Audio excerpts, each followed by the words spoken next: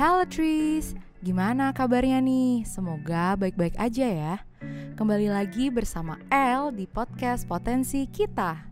Tetap jaga jarak karena virus masih berada di sekitar kita. Nah, kalau bicara tentang support system nih, menurut Tris support system kalian tuh yang seperti apa sih? Kalau El sendiri sih support system di kerjaan yang bisa memberikan kontribusi ke kita dan bisa menjadi problem solving di setiap masalah.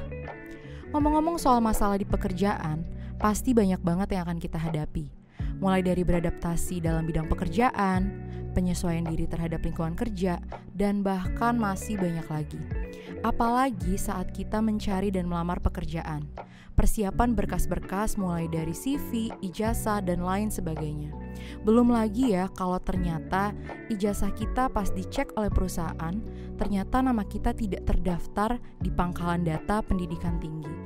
Pasti Tris khawatir banget kan? Nah, kali ini El punya informasi yang menarik terkait tentang legalitas ijazah di pangkalan data pendidikan tinggi. Pastinya penasaran kan apa saja syarat-syarat dan langkah-langkah untuk mengecek data kita di pangkalan data pendidikan tinggi. Langsung saja kita dengerin siaran radio RRI dengan Kepala Bagian Umum Lembaga Layanan Pendidikan Tinggi Wilayah 3 DKI Jakarta oleh Bapak Novianto ST MMSI di edisi Kisah Sukses. FM Pro 1 RRI Jakarta, Kanal Inspirasi. Terima kasih Anda masih bersama kami di Lintas Jakarta Sore hingga pukul 19 waktu Indonesia Barat bersama saya Bugi Satrio. Pendengar, sesuai janji saya tadi bahwa mengawali jumpa kita di Lintas Jakarta Sore, kita akan belajar banyak nih dari sosok sukses yang satu ini, karena ini bukan sembarang momen ya. Kita untuk mewawancarai beliau aja, beliau sibuk banget begitu ya. Dan akhirnya hari ini kita bisa mendapatkan opportunity untuk mungkin banyak sekali insight atau pengalaman yang beliau bisa share kepada kita. Dan mudah-mudahan kita akan jauh lebih pintar ya habis wawancara ini. Beliau merupakan Bapak Novianto STMMFI yang merupakan Kepala Bagian Umum LL Dikti Wilayah 3, yakni berarti di Provinsi DKI Jakarta ya. Selamat sore Pak Novianto, apa kabar? Sore Mas Bugi, kabar baik. Gimana Mas Bugi kabarnya juga? Alhamdulillah, berkat doa dari Pak Novianto di sini semua kita sehat-sehat begitu. Kemarin sih agak sedikit-sedikit batuk gitu. Kata orang batuk-batuk cantik. Oh salah ya. Batuk-batuk ganteng gitu ya. Sedikit-sedikit batuk-batuk yang gitu. Baik Pak Novianto, kita ada di segmen Kisah Sukses. Pak Novianto, mungkin kita ingin mengetahui dulu nih perjalanan karir Pak Novianto seperti apa. Aku manggilnya apa ya, Pak Yanto, Pak Novi, atau Pak siapa nih? Novi aja Mas Bugi. Pak Novi, baik. Ya. Pak Novi, gimana nih mengawali perjalanan karir yang saat ini tentunya menjadi salah seorang dari key person di RL Dikti 3 begitu ya? Monggo Pak. Baik, jadi tahun 2008 itu kan saya diterima jadi CPNS. Itu pertama kali jabatannya itu pembantu pimpinan kan. Jadi jabatannya masih umum. Nah, di 2015 kemudian pimpinan mempercayakan saya menjadi analisis informasi, jabatan fungsional umumnya. Nah, di 2018 itu baru pimpinan mengamanahkan lagi saya menjadi eselon 4 tuh Mas Bugi, Kepala Subbagian Sistem Informasi, yang tugas pokoknya memang terkait pengelolaan data pangkalan data pendidikan tinggi. Nah, di 2022 bulan Mei kemarin barulah saya dipercayakan kembali, diamanahkan menjadi eselon 3 Kepala Bagian Umum Dikti Wilayah 3. Mungkin itu singkatnya seperti itu sih Mas. Iya, ini terdengar sepertinya lancar gitu ya perjalanan karirnya. Tapi pernah nggak sih Bapak Novi ada di the lowest point in your life, so you have to handle the condition. I think it's not too easy gitu ya. It's quite complicated. Pernah nggak sih ada di titik terendah begitu ketika kita benar-benar harus melakukan sebuah langkah yang strategik gitu? Pernah nggak Pak Novi? Ya, saya rasa semua orang pasti pernah ya Mas Bugi ya. Cuman tergantung individu atau person tersebut dalam menghadapi masalah-masalah kan. Kan masalah hidup itu banyak ya. Maksudnya bukan cuman masalah keluarga, masalah di pekerjaan juga banyak kan. Ya, artinya ketika sampai pada titik terendah yang tadi Mas Bugi sampaikan, ya saya berusaha mempertahankan level saya supaya ya tetap bisa produktif ya, artinya tetap berada di kondisi saya harus tetap bermanfaat nih buat orang gitu. Jadi biarlah jelek-jeleknya saya atau kondisi-kondisi terbawahnya saya itu nggak perlulah orang tahu gitu. Yang penting kita tetap gimana caranya seoptimal mungkin bermanfaat buat orang. Saya rasa sih seperti itu, Mas Budi. Oke. Jadi whatever the condition is, whatever the problem is, so as far as you can contribute ya, untuk sesama, untuk society, untuk masyarakat begitu ya, itu sudah merupakan satu pelipur lara gitu ketika di the lowest point gitu. Jadi ini luar biasa loh Pak Novi, karena banyak kan dari kita begitu ya, spesialis saya gitu ya, ketika lagi ada masalah gitu udah saya hancur, nggak fokus gitu ya, kadang-kadang udah susah gitu ya untuk on track. Tapi Pak Novi ini yang penting bisa mindsettingnya adalah berkontribusi bagi sesama, dan itu bisa menghilangkan atau skip dari permasalahan yang ada ya Pak Novi ya. Iya, ini satu tips yang bisa kita ambil di beberapa menit pertama nih. Mudah-mudahan ini bisa menjadi pembelajaran bagi kita semua dan bermanfaat begitu ya Pak Novi.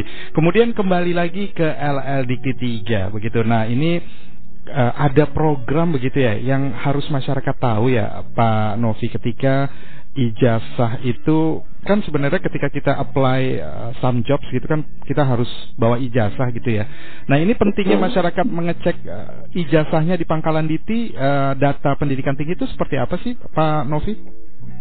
Jadi gini Mas Budi, kan kalau saya sih bilangnya begini, aspek legalitas dan civil effect dari suatu ijazah yang diterbitkan oleh institusi perguruan tinggi itu bukan hanya harus berasal dari perguruan tinggi yang program studinya terakreditasi, tetapi juga harus tercantum datanya di pangkalan data pendidikan tinggi nih Mas Budi.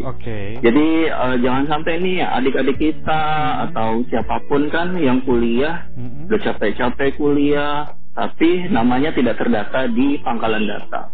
Nah, efeknya atau akibatnya ya itu ya, misalnya kalau mau melamar CPNS itu di seleksi administrasi pasti akan nggak lolos duluan lah, tidak dipertimbangkan. Nah, kalau kemudian yang masuk PT ataupun masuk perusahaan atau masuk BUMN, kalaupun sudah masuk lalu kemudian ada kenaikan pangkat, kenaikan jabatan yang kemudian memerlukan verifikasi klarifikasi ijazah ke kita atau ke pangkalan data gitu. Yang kita tidak inginkan adalah mereka terkendala karena urusan ternyata tidak terdata di pangkalan data pendidikan tinggi, atau terdata tetapi datanya itu tidak sesuai, misalnya NUM-nya namanya orang lain, statusnya itu tidak lulus, ternyata masih aktif terus karena tidak dilaporkan kelulusannya, atau data-data yang lain. Jadi misalnya semester kuliahnya juga tidak lengkap kan, kalau S1 minimal 7 semester tuh Mas Budi. Iya, betul. Ada yang cuma 3 semester, 2 semester. Nah, data-data seperti itu berpotensi masalah bagi individu pemegang ijazah. Nah, itu pentingnya teman-teman di luar sana ini, para pemegang ijazah di pendidikan tinggi, baik universitas, sekolah tinggi, institut, akademi, ataupun politeknik, untuk selalu memeriksa namanya di pddiksi.kemdikbud.go.id. Mungkin itu Mas Budi singkatnya. Di kemendikbud.ristek.go.id ya? Bukan, pddiksi.kemdikbud.go.id. Oke. Pak Novi, tapi bukannya itu sudah harusnya dilaporkan dari universitas atau lembaga pendidikan di mana kita menimba pendidikannya begitu ya? Betul, jadi perguruan tinggi itu mempunyai kewajiban untuk menyampaikan pelaporan setiap 1 semester sekali, pelaporan proses pembelajaran akademiknya.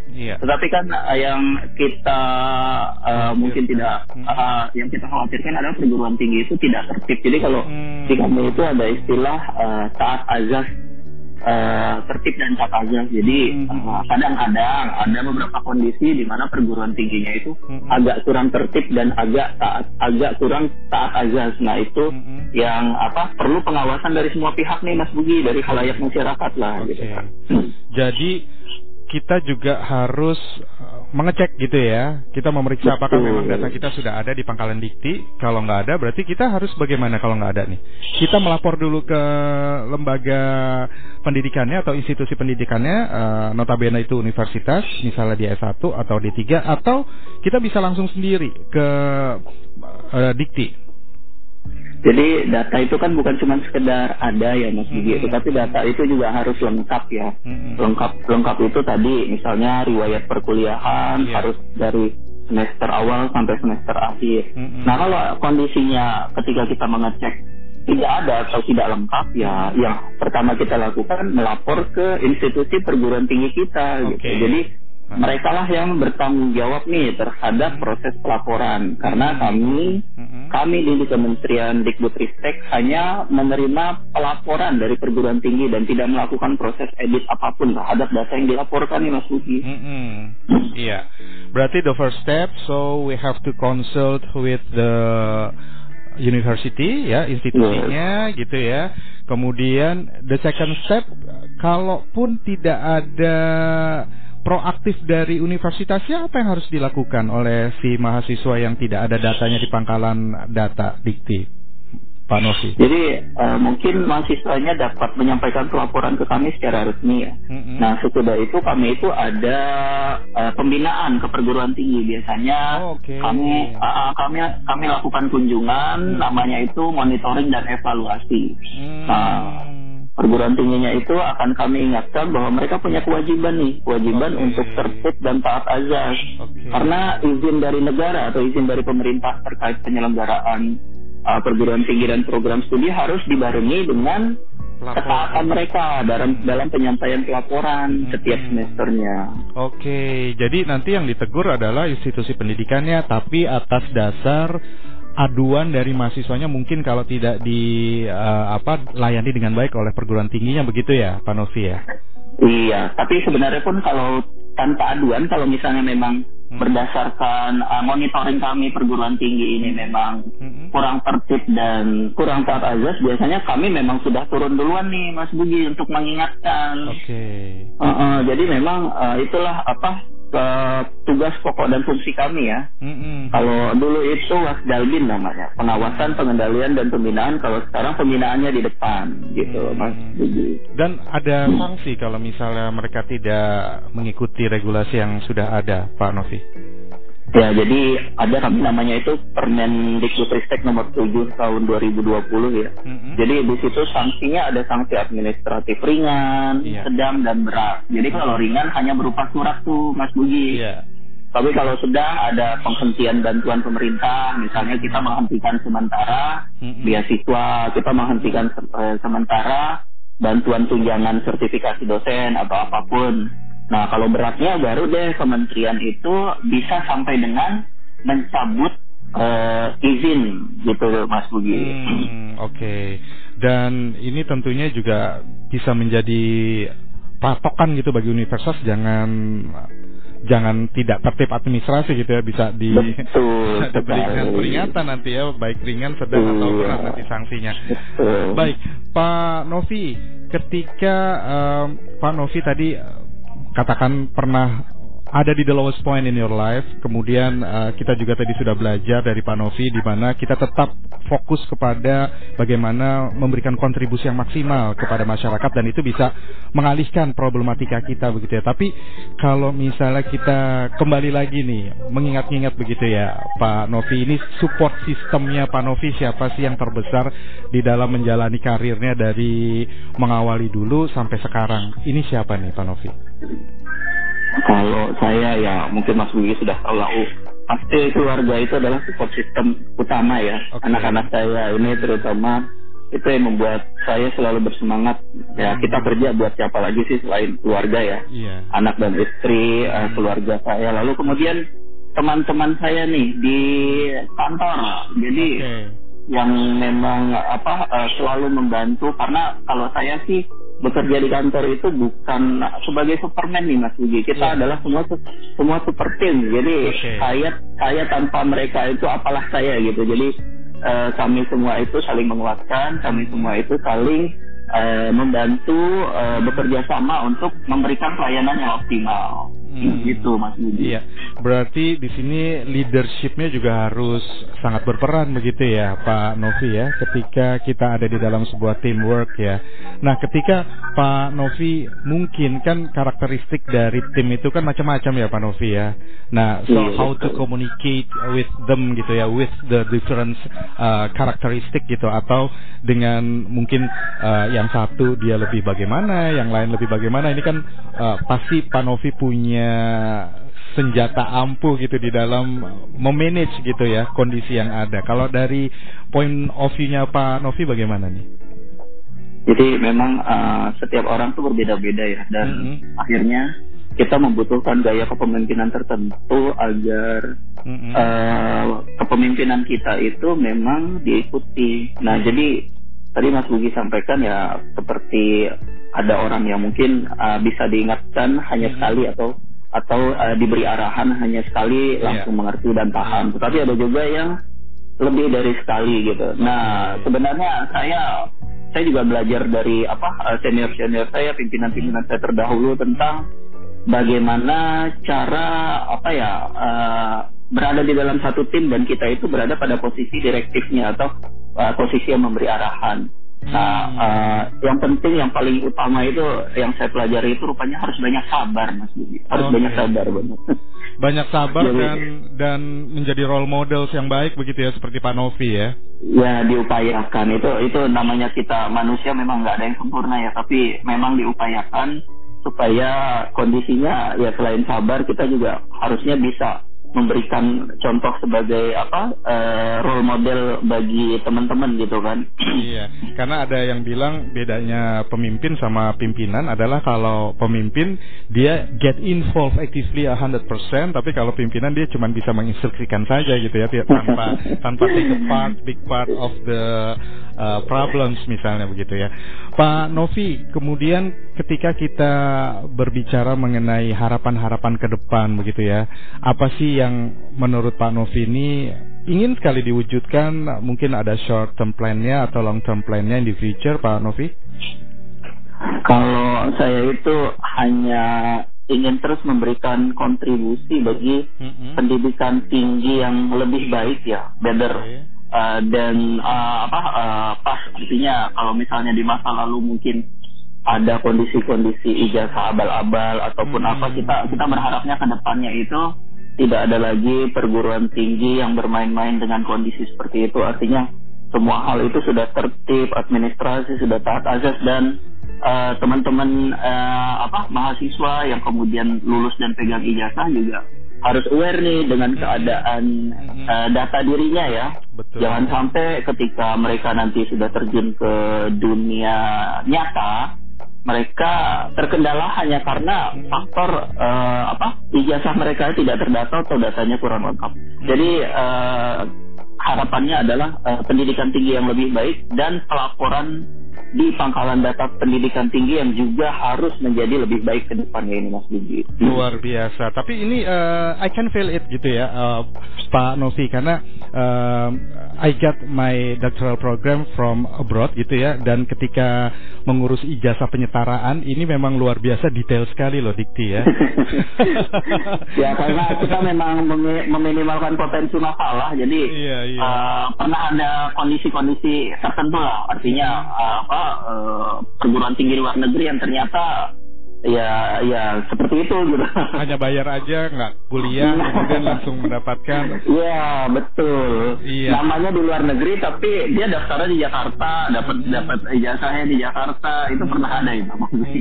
Tapi sekarang juga lagi digalakan kan mengenai PJJ ya Pak Novi ya, ketika ada satu sistem yang sedang dibangun kalau nggak salah nih, yang mohon pencerahan.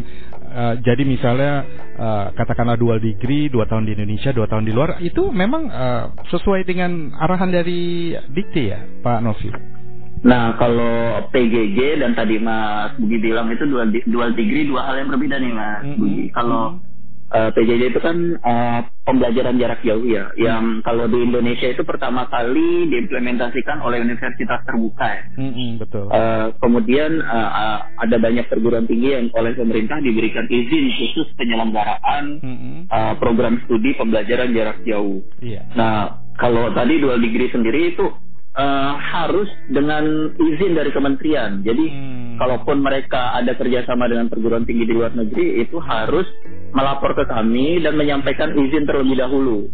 Itu melalui laman web izinkerma.kemdikbud.go.id. Jadi kalau misalnya memang ada promosi di media sosial atau apapun yang sifatnya misalnya 2 tahun di Sydney, 2 tahun di Jakarta, nah mungkin perlu dicek dulu ke Dikti atau ke Kemdikbudristek apakah kerjasama itu memang ada legal ya dan memang ada izinnya. Jangan sampai masyarakat jadi korban nih Mas Budi. Jangan sampai nanti ketika udah lulus ternyata nggak bisa mendapatkan ijazah penyetaraan ya karena memang tidak terdaftar begitu ya lembaga pendidikan. Betul. Baik, Pak Novi, luar biasa ini kami mendapatkan pencerahan yang sangat bermanfaat. Tetapi sebelum kita tutup, kami ingin tahu definisi dan makna kesuksesan bagi seorang Pak Novianto tuh seperti apa sih, Pak? Baik, sukses itu berbeda-beda tiap orang ya. Jadi sukses bagi saya adalah bahagia dalam pencapaian saya terhadap sesuatu. Misalnya pencapaian saya di titik ini adalah itu merupakan kebahagiaan bagi saya dan bagi keluarga saya. Selain itu mungkin sukses bagi saya juga adalah saya bisa melayani banyak orang dan bermanfaat bagi sesama. Mungkin itu Mas Bugi. Iya, luar biasa. Jadi kembali lagi bagaimana kita bisa berkontribusi bagi sesama dan itu merupakan indikator pengukuran dari kesuksesan Pak Novi ya. Selain Pak Novi juga mengatakan kalau misalnya kita bisa memberikan sesuatu berarti kita akan happy begitu ya, karena kita bisa memberikan sesuatu yang berarti bagi orang lain. Baik, Pak Novi, terima kasih banyak diganggu di hari libur ini lagi bercengkrama dengan keluarga. Jangan bosan-bosan untuk menjadi narasumber kami ya Pak Novi ya. Ya, terima kasih juga nih Mas Bugi udah diberi kesempatan buat sharing ya. Iya. Terima kasih banyak atas semua pengalaman yang sudah diberikan, semua insight-nya kepada kami, dan ini pastinya bermanfaat. Sekali lagi salam hormat dan salam sehat untuk keluarga, Pak.